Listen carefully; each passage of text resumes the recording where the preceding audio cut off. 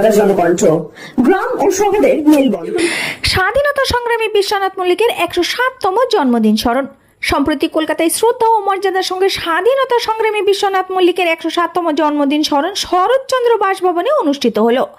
অনুষ্ঠানে সম্মানীয় অতিথি হিসেবে উপস্থিত ছিলেন রবীন্দ্র ভারতী সোসাইটির সাধারণ সম্পাদক সিদ্ধার্থ মুখোপাধ্যায় এবং অবসরপ্রাপ্ত আইপিএস ডক্টর তপন চট্টোপাধ্যায়। এছাড়া উপস্থিত ছিলেন বিপ্লবী উল্লাসকর দত্তের প্রপৌত্র কৌশিক দত্তগুপ্ত, সংগঠক ডক্টর রাধাকান্ত সরকার, তনুজা ঘোষাল, এছাড়াও মল্লিক পরিবারের সদস্যরা। কন্যা কৃষা মল্লিক সাহা বলেন, সরকারের কাছে দাবি জানাবো বাবার প্রচার আলোয় আনুক। আজকের এই প্রোগ্রাম থেকে কি বার্তা দেবেন? বার্তা দেবো বলতে এটা আরও প্রচারে আসুক এই সমস্ত মানুষের কথা, শুধু স্বাধীনতা না, তার বিশ্বনাথ মল্লিকের অনেক অবদান আছে, তো সেগুলো তো জনসমক্ষে আসুক, এটাই কাম্য। এবং এর আগেও যেটা আমি বলেছি, এখনও বলছি, এখন অনেক কিছু সরকার করে যেগুলো হচ্ছে, রাস্তাঘাট বলুন, স্ট্যাচু বলুন, সেটা একটা স্থাপনও কল্যাণী বা এটা আমার এখন আর এই সমস্ত আর কি বলবো, যে তার কর্মকাণ্ডের কথা বলতে গেলে সে তো বিপিন বিহারী গাঙ্গুলি সহযোদ্ধা ছিলেন। তাছাড়া যে সমস্ত আমাদের এই অঞ্চলে বাঘ শিকার করেছেন, তারপর আরও কল্যাণীতে দুটো বাঘ শিকার করেছে, তো এইগুলো তো সবাই জানেন, এগুলো তো কেউ জানেন, আমাদের পাড়া প্রতিবেশী, আমাদের ওই এলাকার লোক, এগুলো জানাও দরকার। এগুলো রাস্তা বা স্ট্যাচু যেটা বলছি, এটা থাকলে এটা আরও প্রচার হবে। সরকারের কাছে কোনো দাবি জানাবেন আগামী দিনে প্রচারে আলো আসার জন্য? হ্যাঁ, যেমন যারা আগে স্বাধীনতা সংগ্রাম পরিবারে এসেছিলেন তারা বলছেন যে আপনার নাম পরিচয়? আমার নাম কৃষ্ণা সাহা, ঈশ্বর। দাদু যে স্মৃতিচারণা হলো, কি বলবে? আরও যারা আছেন ওনারা পিছিয়ে গেছেন, আরও এগিয়ে আসুন। আজকে আমার দাদুর জন্য এখানে আশা করি যারা আরও আছেন তাদেরকে নিয়ে এরকম।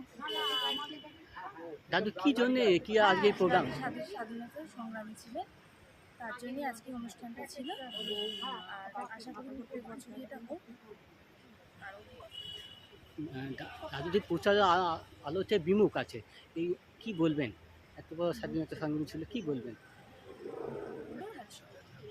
আমার দাদু ভীষণ স্বাধীনতা সংগ্রামী, উনি অনেকটা প্রচার বিমুখ, কি বলবেন আজকে যে স্বাধীনতা সংগ্রামীদের সাথে কথা আলোচনা? হ্যাঁ, উনি প্রচার বিমুখ, কারণ আমরা গত 80 বছর ধরে যে ইতিহাস পড়েছি, সেই ইতিহাস একটা অন্য ধারার ইতিহাস, অন্য রাজনৈতিক ধারার ইতিহাস।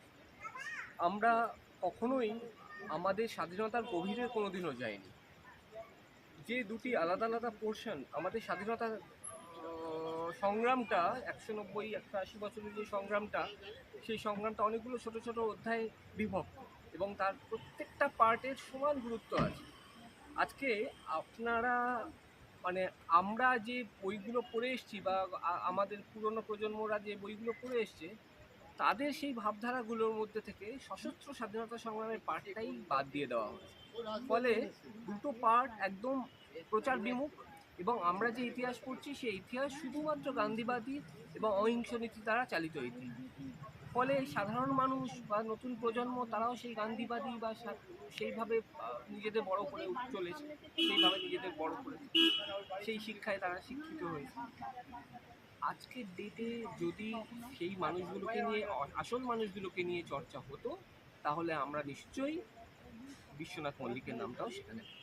আপনার নাম পরিচয়? আমার নাম কৌশিক দত্তগুপ্ত, আমি বিপ্লবী উল্লাসকর দত্তের তার ভাবশিষ্য। তিনি তৎকালীন সময়ে বিপ্লবী বিপিন বিহারী সহযোদ্ধা ছিলেন, একাধিক বাঘ শিকার করেন। অনুষ্ঠানে স্বাধীনতা সংগ্রামী বিশ্বনাথ মল্লিকের জীবন, দেশপ্রেম এবং স্বাধীনতা আন্দোলনে অবদানের কথা স্মরণ করা হয়। প্রজন্মের পর প্রজন্ম তার আত্মত্যাগ ও সংগ্রামের ইতিহাসকে স্মরণ করে দেশ ও প্রেমের চেতনাকে আরও এগিয়ে নিয়ে যাওয়ার আহ্বান জানানো হয়।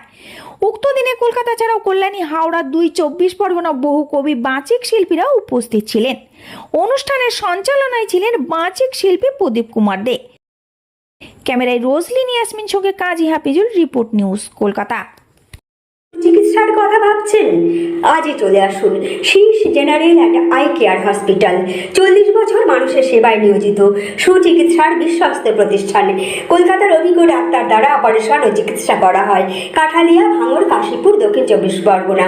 যোগাযোগ 7407337744, 7407441233।